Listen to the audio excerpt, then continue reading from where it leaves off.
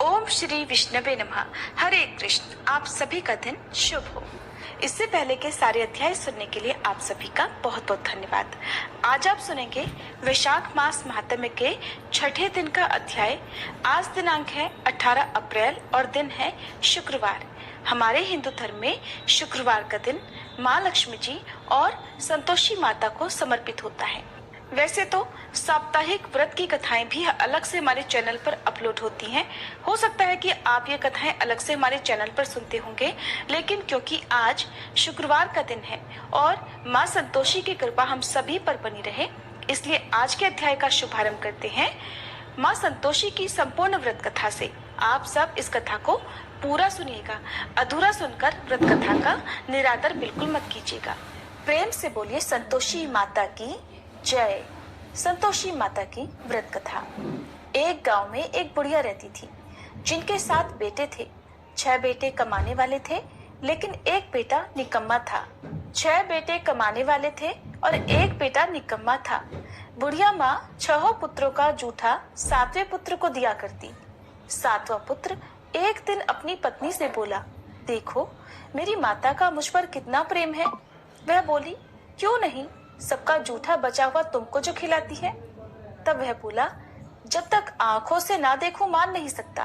पत्नी ने हंसकर कहा, देख लोगे तब तो मानोगे ना। फिर कुछ दिनों के बाद एक बड़ा त्योहार आया। घर में 7 तरह के भोजन और चूरमा के लड्डू बने। वह पत्नी की बात को जांचने के लिए सिर दर्द का बहाना बनाकर पतला कपड़ा ओढ़कर रसोई में जाकर सो गया और कपड़े में से सब देखता रहा। 6 भाई भोजन करने आए। उसने देखा माँ ने उनके लिए सुंदर सुंदर आसन बिछाए, 7 तरह की रसोई परोसी और आग्रह कर करके उन्हें भोजन कराती रही। वह चुपचाप देखता रहा। 6 भाई भोजन करके उठ गए। तब माँ ने उनकी पास थालियों में से लड्डुओं के टुकड़ों को उठाया और एक लड्डू बनाया। जूठन साफ करके माँ ने उससे पुकारा, उठ बेटा उठ, तेरे भाइयों ने भोजन कर लिया, तू भी उठकर भोजन कर ले। तब उसने कहा, माँ मुझे भोजन नहीं करना, मैं परदेश जा रहा हूँ। माता ने कहा, कल जाना हो तो आज ही चला जा।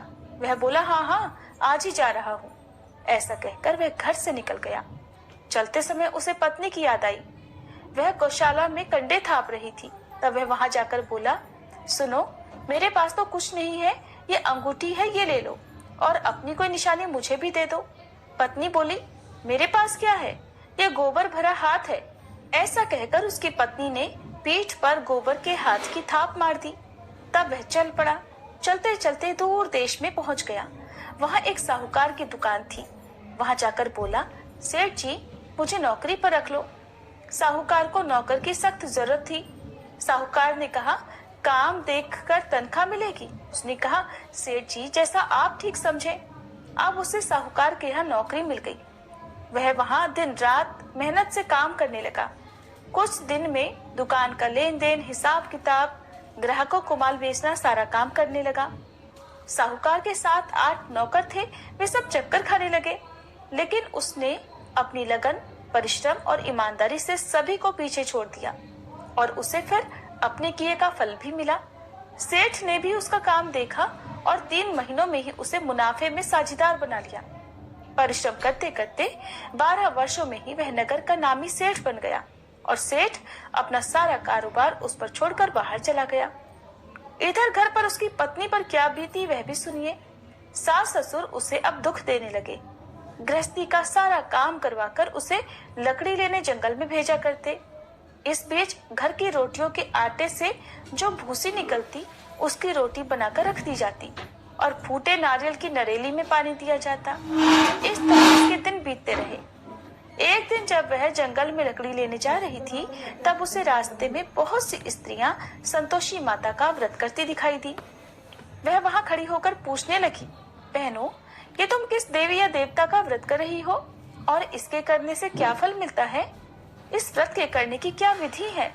यदि तुम अपने इस व्रत का विधान मुझे समझाकर कहोगी तो मैं तुम्हारा बड़ा एहसान मानूंगी। उनमें से एक स्त्री बोली, सुनो ये संतोषी माता का व्रत है। इसके करने से निर्धनता और दरिद्रता का नाश होता है, लक्ष्मी आती है, मन की चिंताएं दूर होती हैं, मन को प्रसन्नता और शांति मिलती है, निपुति को पुत्र मिलता है, पति बाहर गया हो तो वह शीघ्र लौट आता है। कुमारी कन्या को मनपसंद वर मिलता है। चलता मुकदमा खत्म हो जाता है। कलह क्लेश की स्थिति हो तो मुख शांति होती है। घर में धन जमा हो, धन जायदाद का लाभ होता है। और भी जो कुछ भी मन में हो, जो कुछ भी कामना हो, सब संतोषी माता की कृपा से पूरी हो जाती है, इसमें संदेह नहीं। तब वह पूछने लगी, ये व्रत कैसे किया जाता है, ये भी बताओ तो बड़ी कृपा होगी। वह स्त्री कहने लगी, बहन, बिना परेशानी, श्रद्धा और प्रेम से जितना भी बन सके प्रसाद लेना। 5.25 पैसे से 5.25 आने या फिर इससे भी ज्यादा शक्ति और भक्ति के अनुसार गुड़ और चना लेना। हर शुक्रवार को निराहार रहकर कथा कहना सुनना। इसके बीच में क्रम टूटना नहीं चाहिए। लगातार नियम का पालन करना। सुनने वाला कोई ना मिले तो घी का दीपक जलाकर उसके आगे जल से भरा हुआ पात्र रखकर कथा कहना, परंतु नियम नहीं टूटना चाहिए। जब तक कार्य सिद्ध न हो नियम पालन करना और कार्य सिद्ध हो जाने पर व्रत का उद्यापन करना। 3 मास में ही माता पूरा फल प्रदान करती हैं। यदि किसी के ग्रह खोटे हों तब भी माता 1 वर्ष में अवश्य उनको अनुकूल करती हैं। कार्य सिद्ध होने पर ही उद्यापन करना चाहिए, बीच में नहीं। उद्यापन में 2.5 सेर आटे का खाजा और इसी अनुसार खीर और चने का साग बनाना। 8 बच्चों को भोजन कराना। जहाँ तक मिले देवर, जेठ, भाई बंधु या कुटुंब के लड़के लेना। ना मिले तो रिश्तेदारों और पड़ोसियों के लड़के बुलाना। उन्हें भोजन कराकर यथाशक्ति दक्षिणा देकर माता का नियम पूरा करना। ध्यान रखना, उस दिन घर में कोई खटाई न खाए। ये सुनकर वह वहां से चल पड़ी। रास्ते में लकड़ी के गट्ठर को उसने बेच दिया और उन पैसों में गुड़ चना लेकर माता के व्रत की तैयारी कर आगे चली।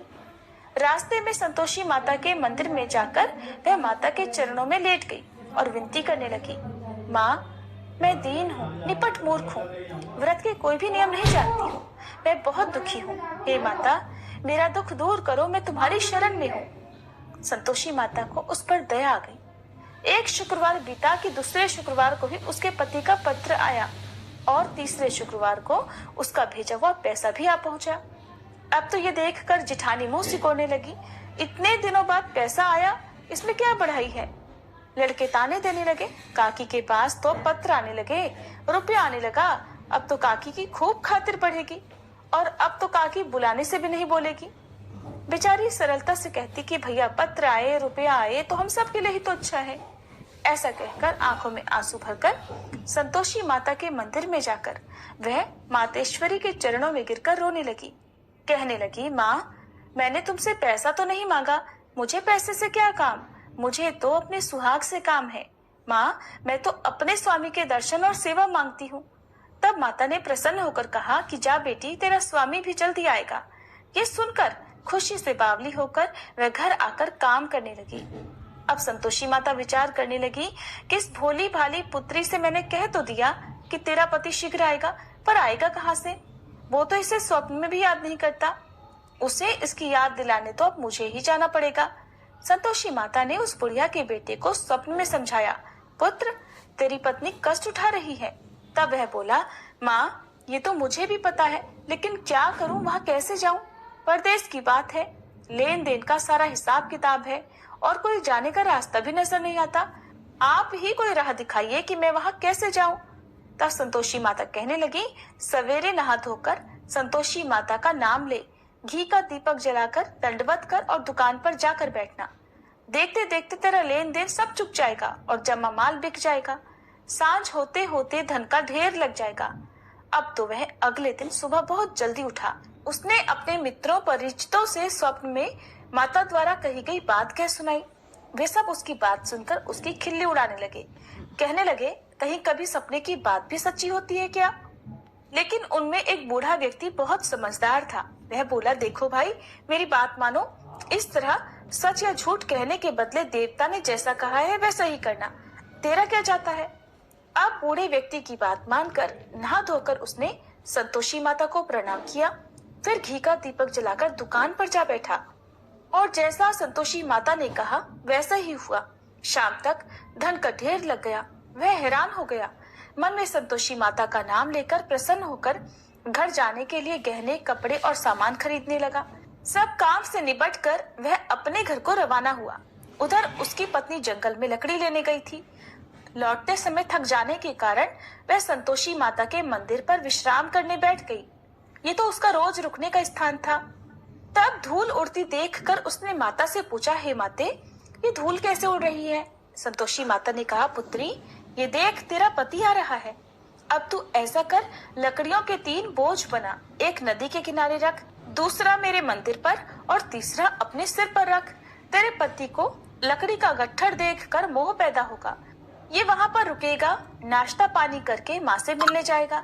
तो लकड़ी का गट्ठर उठाकर जाना और बीच चौक में गट्ठर डालकर 3 आवाजें जोर से लगाना। लो सासू जी, लकड़ियों का गट्ठर लो, भूसी की रोटी दो, नारियल के खोपरे में पानी दो, और आज कौन मेहमान आया है? संतोषी माता की बात सुनकर वह बहुत अच्छा माँ कहकर प्रसन्न मन से लकड़ियों के 3 गट्ठर बना लाई। एक नदी के तट पर, दूसरा माता के मंदिर पर रखा। इतने में ही मुसाफिर वहां आ पहुंचा। सूखी लकड़ी देखकर उसको इच्छा हुई कि अब यही विश्राम कर ले और भोजन बनाकर खा पीकर फिर गांव को चले। इस प्रकार भोजन करके विश्राम कर वह अपने गांव में आ गया। उसी समय बहू सिर पर लकड़ी का गट्ठर लिए आई। उसने गट्ठर को आंगन में डाला, जोर से 3 आवाजें लगाई। लो सासू जी, लकड़ी का गट्ठर लो, भूसी की रोटी दो, नारियल के खोपरे में पानी दो, आज कौन मेहमान आया है? ये सुनकर सास ने अपने दिए हुए कष्टों को भुलाने के लिए कहा, बहू, तू ऐसा क्यों कह रही है? तेरा पति ही तो आया है। आ बैठ, मीठा भात खाकर कपड़े गहने पहन। पत्नी की आवाज सुनकर उसका पति बाहर आया। फिर उसके हाथ में पहनी अंगूठी देखकर और उसकी दशा देखकर वह व्याकुल हो गया। उसने माँ से पूछा, माँ, ये कौन है? माँ बोली, बेटा, तेरी ही तो पत्नी है। आज 12 वर्ष हो गए हैं। जब से तू गया है तब से सारे गांव में जानवर की तरह भटकती फिरती है। काम काज कुछ करती नहीं, 4 समय आकर खा जाती है। अब मुझे देखकर भूसी की रोटी और नारियल के खोपरे में पानी मांगती है। तब वह बोला, माँ, मैंने इसे भी देखा है और तुम्हें भी। मुझे दूसरे घर की चाबी दो, मैं उसमें रहूंगा। माँ ने कहा, ठीक है बेटा, जैसी तेरी मर्जी। ऐसा कहकर माँ ने चाबी का गुच्छा बेटे के सामने रख दिया। उसने दूसरे घर को खोलकर सारा सामान जमाया। एक ही दिन में वहां राजा के महल जैसा ठाट बाट हो गया। अब क्या था, वह सुख भोगने लगी। अगला शुक्रवार उसने अपने पति से कहा कि सुनो, मुझे संतोषी माता का उद्यापन करना है। पति बोला, बहुत अच्छा, खुशी से कर लो। अब वह उद्यापन की तैयारी करने लगी।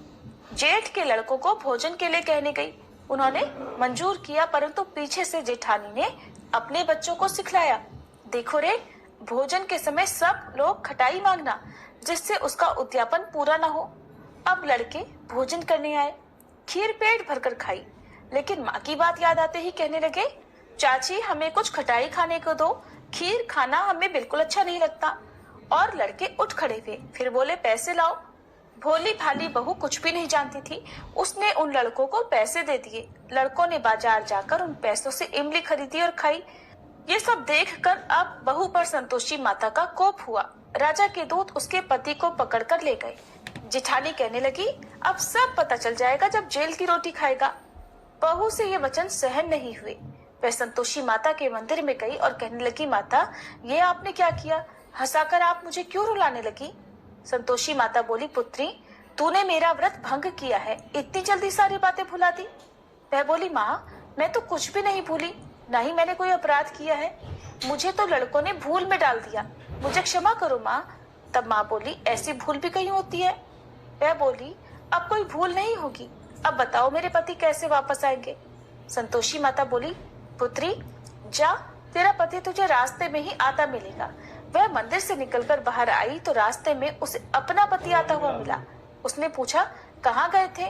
तब वह बोला, इतना धन जो कमाया है उसका कर राजा ने मांगा था, वही भरने गया था। तब वह प्रसन्न होकर बोली, भला हुआ, अब घर चलो। फिर अगला शुक्रवार आया। तब वह बोली, मुझे माता का उद्यापन करना है। पति ने कहा, ठीक है, करो। फिर वह जेठ के लड़कों से भोजन करने को कहने गई। जेठानी ने लड़कों को फिर सिखा दिया कि तुम पहले की तरह खटाई मांगना। अब की बार लड़के भोजन करने बैठे, लेकिन भोजन करने से पहले ही कहने लगे, हमें खीर पूरी अच्छी नहीं लगती, जी घबराता है, कुछ खटाई खाने को दो। तब वह बोली, खटाई तो खाने को नहीं मिलेगी, खाना हो तो खाओ। उनके उठकर चले जाने पर उसने ब्राह्मणों के लड़के बुलवाकर उन्हें भोजन करवाया। दक्षिणा की जगह उन्हें एक एक फल दिया। इससे संतोषी माता प्रसन्न हो गई और माता की कृपा से 9 माह बाद उनको चंद्रमा के समान एक सुंदर पुत्र प्राप्त हुआ। पुत्र को लेकर वह हर दिन संतोषी माता के मंदिर में जाने लगी। माँ ने सोचा, ये रोज आती है, आज क्यों ना मैं ही इसके घर चलूं, इसका आश्रय देखूं तो सही, ये कैसे रहती है, कहाँ रहती है। ये विचार कर माता ने भयानक रूप बनाया। गुड़ और चने से सना मुख, ऊपर से मुंड के समान होठ, उस पर मक्खियां भिनभिना रही थी। दहलीज पर पैर रखते ही उसकी सास चिल्लाई, देखो रे, कोई चुड़ैल डाकनी चली आ रही है, जल्दी भगाओ इसे, नहीं तो सबको खा जाएगी। बहू रोशनदान से देख रही थी। वह प्रसन्न हो उठी, आज मेरी माता मेरे घर आई है। ऐसा कहकर दूध पीते बच्चे को गोद से उतार दिया। ये सब देखकर सास क्रोध में बोली, अरे देखो तो जरा इसकी उतावली, कैसे उतावली हुई जा रही है, जो बच्चे को ही पटक दिया। इतने में ही माँ के प्रताप से जहाँ देखो वहाँ लड़के ही लड़के नजर आने लगे। वो बोली, माँ जी, मैं जिनका व्रत करती हूँ ये वही संतोषी माता है। ऐसा कहकर उसने झट से घर के सारे किवाड़ खोल दिए। सबने फिर तो माता के चरण पकड़ लिए और विनती करके कहने लगे, हे माता, हम मूर्ख हैं, अज्ञानी हैं, आपके व्रत की विधि हम नहीं जानते। आपका व्रत भंग कर हमने बड़ा अपराध किया है। हे माते, आप हमारे सभी अपराधों को क्षमा करो। इस तरह बार बार कहने पर संतोषी माता प्रसन्न हो गई। इसके बाद उसकी सास कहने लगी, हे संतोषी माता, आपने बहू को जैसा फल दिया वैसा सबको देना। जो यह कथा सुने या पढ़े उसके भी सभी मनोरथ पूर्ण करना। प्रेम से बोलिए संतोषी माता की जय। अब सुनिए आज का अध्याय। व्याध ने पूछा, हे ब्राह्मण, आपने तो पहले कहा था कि भगवान विष्णु की प्रीति के लिए कल्याणकारी भागवत धर्मों का और उनमें भी वैशाख मास में कर्तव्य रूप से बताए हुए नियमों का विशेष रूप से पालन करना चाहिए। ये भगवान विष्णु कैसे हैं? उनका क्या लक्षण है? उनकी सत्ता में क्या प्रमाण मिलता है? और वे सर्वव्यापी भगवान किनके द्वारा जानने योग्य हैं? वैष्णव धर्म कैसे हैं और किससे भगवान श्रीहरि प्रसन्न होते हैं? महामते, मैं आपका किंकर हूँ, मुझे ये सब बातें विस्तार पूर्वक बताइए। व्याध के इस प्रकार पूछने पर शंख मुनि ने रोग शोक से रहित संपूर्ण जगत के स्वामी भगवान नारायण को प्रणाम करके कहा, हे व्याध, भगवान विष्णु का स्वरूप कैसा है, पहले ये सुनो। भगवान विष्णु समस्त शक्तियों के आश्रय, सभी गुणों के निधि और सबके ईश्वर बताए गए हैं। वे निर्गुण, निष्कल और अनंत हैं। सच्चित और आनंद यही उनका स्वरूप है। ये जो अखिल चराचर जगत है, अपने अधीश्वर और आश्रय के साथ नियत रूप से जिसके वश में स्थित है, जिससे इसकी उत्पत्ति, पालन, संहार, पुनरावृत्ति और नियमन आदि होते रहते हैं। प्रकाश, बंधन, मोक्ष और जीविका, इन सब की प्रवृत्ति जहाँ से होती है, वे ही ब्रह्म नाम से प्रसिद्ध भगवान विष्णु हैं। वे ही विद्वानों के सम्मान्य सर्वव्यापी परमेश्वर हैं। ज्ञानी पुरुषों ने उन्हीं को साक्षात पर ब्रह्म कहा है। वेद, शास्त्र, स्मृति, पुराण, इतिहास, पांचरात्र और महाभारत सब के सब विष्णु स्वरूप ही हैं। ये संपूर्ण जगत प्राण से उत्पन्न हुआ है। प्राण स्वरूप है, प्राण रूपी सूत्र में पिरोया हुआ है और प्राण से ही चेष्टा करता है। सबका आधारभूत ये सूत्रात्मा प्राण ही विष्णु है, ऐसा विद्वान पुरुष कहते हैं।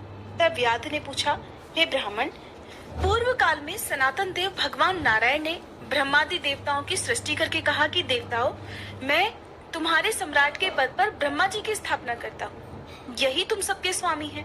अब तुम लोगों में जो सबसे अधिक शक्तिशाली हो, उसे तुम स्वयं ही युवराज के पद पर प्रतिष्ठित कर लो। भगवान के इस प्रकार कहने पर इंद्र आदि सभी देवता आपस में विवाद करते हुए कहने लगे कि मैं युवराज होऊंगा, मैं युवराज होऊंगा। किसी ने सूर्य को श्रेष्ठ बताया और किसी ने इंद्र को। किसी की दृष्टि में कामदेव ही सबसे श्रेष्ठ थे। कुछ लोग मौन ही खड़े रहे। आपस में कोई निर्णय ना होता हुआ देखकर वे भगवान नारायण के पास पूछने के लिए गए और प्रणाम करके हाथ जोड़कर बोले, हे महाविष्णु, हम सब ने अच्छी तरह विचार कर लिया, किंतु हम सब में श्रेष्ठ कौन है, ये हम अभी तक किसी प्रकार का निश्चय नहीं कर सके। अब हे प्रभु, आप ही निर्णय कीजिए। तब भगवान विष्णु ने हंसते हुए कहा, इस विराट ब्रह्मांड रूपी शरीर से जिसके निकल जाने पर ये गिर जाएगा और जिसके प्रवेश करने पर ये पुनः उठकर खड़ा हो जाएगा, वही देवता सबसे श्रेष्ठ है। भगवान के ऐसा कहने पर सभी देवतागण कहने लगे, अच्छा प्रभु, ऐसा ही होगा। तब सबसे पहले देवेश्वर जयंत विराट शरीर के पैर से बाहर निकला। उसके निकलने से उस शरीर को लोग पंगु कहने लगे, लेकिन शरीर गिर नहीं सका। हालांकि वह चल नहीं पाता था, तो भी सुनता, पीता, बोलता, सूंघता और देखता हुआ पहले की तरह स्थिर ही रहा। इसके बाद गुह्य देश से दक्ष प्रजापति निकलकर अलग हो गए। तब लोगों ने उसे नपुंसक कहा, किंतु उस समय भी वह शरीर गिर नहीं सका। इसके बाद विराट शरीर के हाथ से सब देवताओं के राजा इंद्र बाहर निकले। उस समय भी शरीर धरती पर नहीं गिरा। विराट पुरुष को सब लोग हस्तहीन अर्थात लूला कहने लगे। इसी प्रकार नेत्रों से सूर्य निकले। तब लोगों ने सूर्य के निकलने पर उसे अंधा और काना कहा। उस विराट शरीर का अभी पतन नहीं हुआ। इसके बाद नासिका से अश्विनी कुमार निकले, किंतु शरीर नहीं गिर सका। केवल इतना ही कहा जाने लगा कि ये सूंघ नहीं सकता। कानों से अधिष्ठात्री देवियां दिशाएं बाहर निकली। उस समय लोग उसे बधिर कहने लगे, परंतु उसकी मृत्यु नहीं हुई, वह शरीर फिर भी नहीं गिरा। इसके बाद जिह्वा से वरुण देव निकले। तब लोगों ने यही कहा कि पुरुष रस का अनुभव नहीं कर सकता, किंतु ये भी अभी तक धरती पर नहीं गिरा। इसके बाद वाक इंद्रिय से उसके स्वामी अग्निदेव निकले। अग्निदेव के निकलते ही वह विराट शरीर गूंगा हो गया, किंतु फिर भी नहीं गिरा। फिर अंतःकरण से बोध स्वरूप रुद्र देवता अलग हो गए। उस दशा में लोगों ने उसे जड़ कहा, किंतु फिर भी शरीर धरती पर नहीं गिरा। सबके अंत में उस शरीर से प्राण निकला। तब लोगों ने उसे मरा हुआ बतलाया और देखते ही देखते वह शरीर धरती पर गिर पड़ा। इससे देवताओं के मन में बड़ा विस्मय हुआ। वे बोले, प्रभु, हम लोगों में से जो भी इस शरीर में प्रवेश करके से पहले की तरह उठा देगा, जीवित कर देगा, वही युवराज होगा। ऐसी प्रतिज्ञा करके सभी क्रमशः उस शरीर में एक एक करके प्रवेश करने लगे। जयंत ने पैरों में प्रवेश किया, किंतु वह शरीर नहीं उठा। प्रजापति दक्ष ने गुह्य इंद्रियों में प्रवेश किया, शरीर नहीं उठा। इंद्र ने हाथ में, सूर्य ने नेत्रों में, दिशाओं ने कान में, वरुण देव ने जिह्वा में, अश्विनी कुमार ने नासिका में, अग्नि ने वाक इंद्रिय में और रुद्र ने अंतःकरण में प्रवेश किया। अर्थात उस विराट शरीर के जिस जिस अंग से वे देवता बाहर निकले थे, वे सभी वापस उन्हीं उन्हीं अंगों में प्रवेश कर गए, किंतु धरती पर गिरा हुआ वह विराट शरीर नहीं उठा। सबके अंत में प्राण ने प्रवेश किया। तब वह शरीर तुरंत उठकर खड़ा हो गया। तब देवताओं ने प्राण को ही सभी देवताओं में श्रेष्ठ निश्चित कर लिया। बल, ज्ञान, धैर्य, वैराग्य और जीवन शक्ति में प्राण को ही सर्वाधिक मानकर देवताओं ने उसी को युवराज पद पर अभिषिक्त कर दिया। इसीलिए समस्त चराचर जगत प्राणात्मक है। जगदीश्वर प्राण अपने पूर्ण और बलशाली अंशों द्वारा चारों ओर व्याप्त है। प्राणहीन जगत का अस्तित्व ही नहीं है। प्राणहीन कोई भी वस्तु वृद्धि को नहीं प्राप्त होती, अर्थात बढ़ती नहीं है। इस जगत में किसी भी प्राणहीन वस्तु की स्थिति नहीं है। इसी कारण प्राण सभी जीवों में श्रेष्ठ, सबका अंतरात्मा और सबसे अधिक बलशाली सिद्ध हुआ। इसीलिए प्राणोपासक प्राण को ही सर्वश्रेष्ठ कहते हैं। विद्वान पुरुष प्राण को ही महाविष्णु का बल बतलाते हैं। महाविष्णु के महात्म्य और लक्षण को इस प्रकार जानकर मनुष्य पूर्व बंधन का अनुसरण करने वाले अज्ञानमय लिंग को उसी प्रकार त्याग देता है जैसे सांप पुरानी केचुली को त्यागता है। लिंग देह का त्याग करके वह परम पुरुष अनामय भगवान नारायण को प्राप्त होता है। शंख मुनि की कही हुई ये बात सुनकर उस व्याध ने फिर से पूछा, हे ब्राह्मण, ये प्राण जब इतना महान, प्रभावशाली और इस संपूर्ण जगत का गुरु और ईश्वर है, तब फिर लोक में उसकी महिमा क्यों नहीं प्रसिद्ध हुई? शंख मुनि कहने लगे कि बहुत पहले की बात है। प्राण अश्वमेध यज्ञों द्वारा अनामय भगवान नारायण का यजन करने के लिए गंगा जी के तट पर बड़ी प्रसन्नता से गया। अनेक मुनिगणों के साथ उसने फलों के द्वारा पृथ्वी का शोधन किया। उस समय वहां समाधि में स्थित हुए महात्मा कण्व बांबी की मिट्टी में छुपे हुए बैठे थे। हल जोतने पर बांबी गिर जाने से वे बाहर निकल आए और क्रोध पूर्वक देखकर सामने खड़े हुए महाप्रभु प्राण को श्राप देते हुए बोले, देवेश्वर, आज से आपकी महिमा तीनों लोकों में और खासकर भूलोक में प्रसिद्ध नहीं होगी। हाँ, आपके अवतार तीनों लोकों में विख्यात होंगे।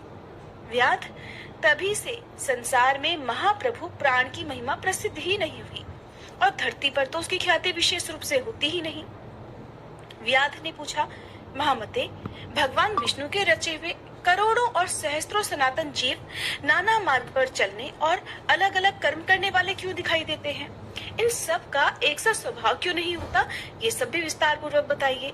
तब शंख कहने लगे, रजोगुण, तमोगुण और सत्वगुण के भेद से 3 प्रकार के जीव समुदाय होते हैं। उनमें राजस स्वभाव वाले जीव राजस कर्म, तमोगुणी जीव तामस कर्म और सात्विक स्वभाव वाले जीव सात्विक कर्म करते हैं। कभी कभी संसार में इनके गुणों में विषमता भी होती है। उसी से वे ऊंच और नीच कर्म करते हुए अपने अपने कर्मों के अनुसार फल के भागी होते हैं। कभी सुख, कभी दुख और कभी दोनों को ही ये मनुष्य गुणों की विषमता से ही प्राप्त करते हैं। तमोगुणी जीव तामसी वृत्ति से ही अपना जीवन चलाते हैं और हमेशा महान दुख में डूबे रहते हैं। उनमें दया बिल्कुल नहीं होती, बड़े क्रूर होते हैं और लोक में सदा द्वेष से ही उनका जीवन चलता है। राक्षस और पिशाच आदि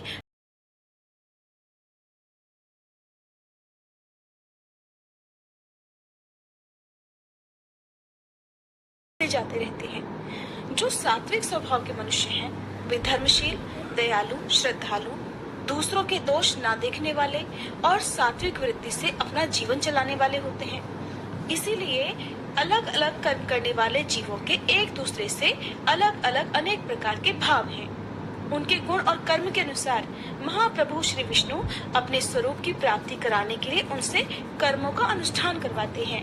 भगवान श्री विष्णु पूर्ण काम है, उनमें विषमता और निर्दयता आदि दोष नहीं है। वे तो एक समान भाव से ही सृष्टि, पालन और संहार करते हैं। सभी जीव केवल अपने गुण से ही कर्म फल के भागी होते हैं। जैसे माली बगीचे में लगे हुए सभी वृक्षों को एक समान रूप से सींचता है और एक ही कुएं के जल से सभी वृक्ष भी पलते हैं, फिर भी वे अलग अलग स्वभाव को प्राप्त होते हैं। इसमें बगीचा लगाने वाले में किसी भी प्रकार की विषमता या निर्दयता का दोष नहीं होता है। देवादिदेव भगवान विष्णु का एक निमेष ब्रह्मा जी के एक कल्प के समान माना गया है। ब्रह्म कल्प के अंत में देवादिदेव शिरोमणि भगवान विष्णु का उन्मेष होता है, अर्थात वे आंख खोलकर देखते हैं। जब तक भगवान विष्णु आंख खोलकर देखते हैं तब तक प्रलय है। निमेष के अंत में भगवान अपने उदर में स्थित संपूर्ण लोकों की सृष्टि करने की इच्छा करते हैं। अब व्याध ने पूछा, हे मुने, भागवत धर्म कौन कौन से हैं और किनके द्वारा भगवान विष्णु प्रसन्न होते हैं, कृपया ये भी बताइए। तब शंख ने कहा, जिससे अंतःकरण की शुद्धि होती है, जो साधु पुरुषों का उपकार करने वाला है और जिसकी किसी ने भी निंदा नहीं की है, उसे तुम सात्विक धर्म समझो। वेदों और स्मृतियों में बताए हुए धर्म का अगर निष्काम भाव से पालन किया जाए तो वह लोक से विरुद्ध न हो, तो उसे भी सात्विक धर्म ही जानना चाहिए। वर्ण और आश्रम विभाग के अनुसार जो 4 प्रकार के धर्म हैं, वे सभी नित्य, नैमित्तिक और काम्य भेद से 3 प्रकार के माने गए हैं। वे सभी अपने अपने वर्ण और आश्रम के धर्म जब भगवान विष्णु को समर्पित कर दिए जाते हैं, तब उन्हें सात्विक धर्म जानना चाहिए। जो सत्व गुण में स्थित होकर भगवान विष्णु को प्रसन्न करने वाले शुभ कारक सात्विक धर्मों का सदा निष्काम भाव से पालन करते हैं, वे भागवत अर्थात विष्णु भक्त माने गए हैं। जिनका मन सदा भगवान विष्णु में लगा रहता है, जिनकी जीवा पर भगवान का नाम है और जिनके हृदय में भगवान के चरण विराजमान है, वे भागवत कहे गए हैं। भगवान विष्णु ने क्षीर सागर में सबके हित की कामना से भगवती लक्ष्मी जी को दही से निकाले हुए मक्खन की तरह सभी शास्त्रों के सारभूत वैशाख धर्म का उपदेश दिया है। जो दंभ रहित होकर वैशाख मास के व्रत का अनुष्ठान करता है, वह सभी पापों से रहित होकर सूर्य मंडल को भेद कर भगवान विष्णु के योगी दुर्लभ परम धाम में जाता है। इस प्रकार ब्राह्मण शंख के द्वारा भगवान विष्णु के प्रिय वैशाख मास के धर्मों का वर्णन होते समय वह 5 शाखाओं वाला वट वृक्ष तुरंत ही धरती पर गिर पड़ा। जिसके खोखले में एक विकराल अजगर रहता था, वो भी पाप योनि में शरीर को त्याग कर तुरंत ही दिव्य स्वरूप होकर मस्तक झुकाए शंख के सामने हाथ जोड़कर खड़ा हो गया। श्रुतदेव जी कहते हैं, इसके बाद व्याध सहित शंख मुनि ने विस्मित होकर पूछा कि तुम कौन हो और तुम्हें ये दशा कैसे प्राप्त हुई थी। तब उस सर्प ने कहा कि पूर्व जन्म में मैं प्रयाग का एक ब्राह्मण था। मेरे पिता का नाम कुशीद मुनि और मेरा नाम रोचन था। मैं धनाढ्य अनेक पुत्रों का पिता और सदैव अभिमान से दूषित था। बैठे बैठे बहुत बकवास किया करता था। बैठना, सोना, नींद लेना, जुआ खेलना, लोगों की बात करना और सूद लेना, यही मेरे व्यापार थे। मैं लोक निंदा से डरकर नाम मात्र के ही शुभ कर्म किया करता था, वो भी बड़े गर्व के साथ। उन कर्मों में मेरी श्रद्धा नहीं थी। इस प्रकार मुझ दुष्ट और दुर्बुद्धि के जाने कितने ही वर्ष बीत गए। इसके बाद इसी वैशाख मास में जयंत नामक ब्राह्मण प्रयाग क्षेत्र में निवास करने वाले पुण्यात्मा द्विजों को वैशाख मास के धर्म सुनाने लगे। स्त्री पुरुष क्षत्रिय वैश्य और शूद्र सहस्त्रों श्रोता प्रातःकाल स्नान करके अविनाशी भगवान विष्णु की पूजा के बाद प्रतिदिन जयंत की कही हुई कथा सुनते थे। वे सभी पवित्र और मौन होकर उस भगवत कथा में अनुरक्त रहते थे। एक दिन मैं भी कौतूहलवश देखने की इच्छा से श्रोताओं की उस मंडली में जा बैठा।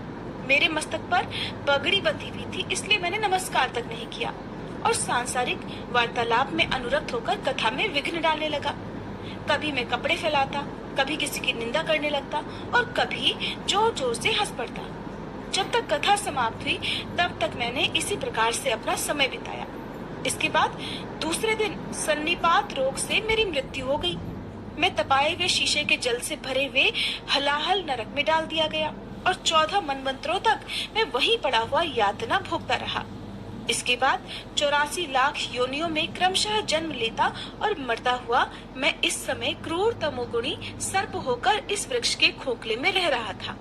मुने, सौभाग्यवश आपके मुखारविंद से निकली हुई अमृतमयी कथा को मैंने अपने दोनों नेत्रों से सुना, जिसे सुनकर तत्काल ही मेरे सारे पाप नष्ट हो गए। मुनि श्रेष्ठ, मैं नहीं जानता कि आप किस जन्म के मेरे बंधु हैं, क्योंकि मैंने कभी किसी का उपकार नहीं किया तो भी मुझे आपकी कृपा हुई। जिनका मन समान है, जो सभी प्राणियों पर दया करने वाले साधु पुरुष हैं, उनमें परोपकार की स्वाभाविक भावना होती है। उनकी कभी भी किसी के प्रति विपरीत बुद्धि नहीं होती। आज आप मुझ पर कृपा कीजिए, जिससे मेरी बुद्धि भी धर्म में लग जाए।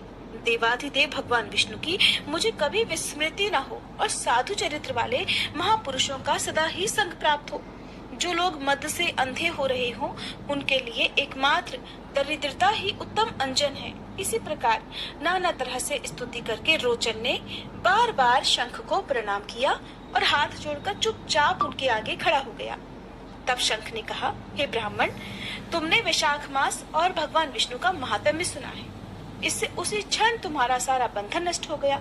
हे ब्राह्मण, परिहास, भय, क्रोध, द्वेष, कामना या फिर स्नेह से भी एक बार भगवान विष्णु के पाप भारी नाम का उच्चारण करके बड़े भारी पाप भी रोग शोक रहित वैकुंठ धाम में चले जाते हैं। फिर जो श्रद्धा से युक्त होकर क्रोध और इंद्रियों को जीतकर सबके प्रति दया भाव रखते हुए भगवान की कथा सुनते हैं, वे उनके लोक में जाते हैं। इस विषय में तो कहना ही क्या है। कितने ही मनुष्य केवल भक्ति के बल से एकमात्र भगवान की कथा वार्ता में तत्पर होकर अन्य सभी धर्मों का त्याग कर देने पर भी भगवान विष्णु के परम पद को पा लेते हैं।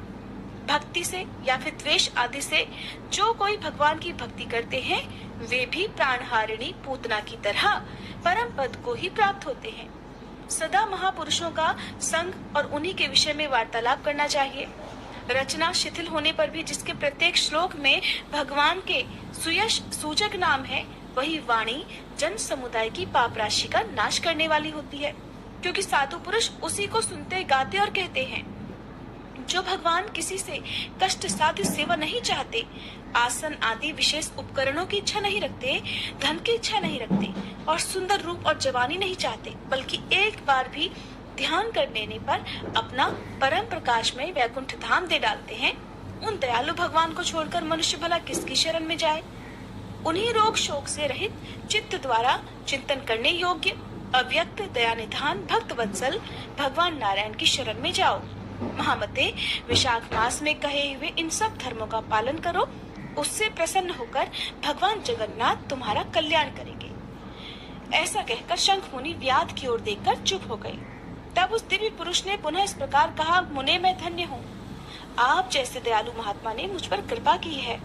मेरी कुत्सित योनि दूर हो गई और अब मैं परम गति को प्राप्त हो रहा हूँ। ये मेरे लिए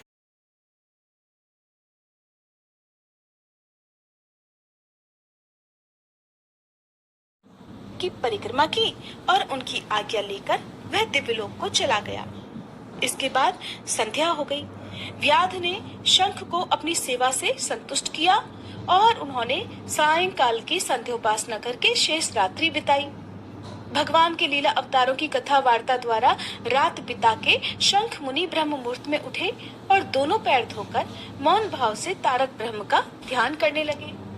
इसके बाद शौच आदि क्रिया से निवृत्त होकर वैशाख मास में सूर्योदय से पहले स्नान किया और संध्या तर्पण आदि सब कर्म समाप्त करके उन्होंने बड़े प्रसन्न मन से व्याध को बुलाकर उसे राम इस 2 अक्षर वाले नाम का उपदेश दिया, जो वेद से भी अधिक शुभकारक है। उपदेश देकर इस प्रकार कहा कि भगवान विष्णु का एक एक नाम भी सभी वेदों से अधिक महत्वशाली माना गया है। ऐसे अनंत नामों से अधिक है भगवान विष्णु का सहस्त्र नाम। उस सहस्त्र नाम के समान राम नाम बताया गया है। इसलिए हे व्याध, तुम निरंतर राम नाम का जप करो और मृत्यु पर्यंत मेरे बताए हुए धर्मों का पालन करते रहो। इस धर्म के प्रभाव से तुम्हारा वाल्मीकि ऋषि के घर जन्म होगा और तुम इस पृथ्वी पर वाल्मीकि नाम से प्रसिद्ध होगे। व्याध को ऐसा आदेश देकर मुनिवर शंख ने फिर दक्षिण दिशा को प्रस्थान किया। व्याध ने भी शंख मुनि की परिक्रमा करके बार बार उनके चरणों में प्रणाम किया और जब तक वे दिखाई दिए तब तक उन्हीं की ओर देखता रहा। फिर उसने अति योग्य वैशाखोक्त धर्मों का पालन किया। जंगली कैथ, कटहल, जामुन और आम आदि के फलों से राह चलने वाले थके मांदे पथिकों को वह भोजन कराता था। जूता, चंदन, छाता, पंखा आदि के द्वारा और बालू के बिछावन और छाया आदि की व्यवस्था से रास्ते में चलने वाले पथिकों के परिश्रम और पसीने को दूर करता था। प्रातःकाल स्नान करके दिन रात राम नाम का जप करता था। इस प्रकार धर्मानुष्ठान करके वह दूसरे जन्म में वाल्मीकि का पुत्र हुआ। उस समय वह महायशस्वी वाल्मीकि के नाम से विख्यात हुआ। उन्हीं वाल्मीकि जी ने अपने मनोहर प्रबंध रचना द्वारा संसार में दिव्य राम कथा को प्रकाशित किया, जो कि सभी कर्म बंधनों को काटने वाली है। हे मिथिलापते, देखो वैशाख का महात्म्य कैसा ऐश्वर्य प्रदान करने वाला है, जिससे एक व्याध भी परम दुर्लभ ऋषि भाव को प्राप्त हो गया। यह रोमांचकारी उपाख्यान सभी पापों का नाश करने वाला है। जो इसे सुनता और सुनाता है वह फिर से अपनी माता के स्तन का दूध पीने वाला नहीं होता, अर्थात बार बार इस संसार में नहीं आता, उसे मोक्ष मिल जाता है। जय श्री कृष्णा। आज की कथा समाप्त हुई। अगले अध्याय में आप जानेंगे धर्म वर्ण की कथा, कलयुग की अवस्था का वर्णन, धर्म वर्ण और पितरों का संवाद और वैशाख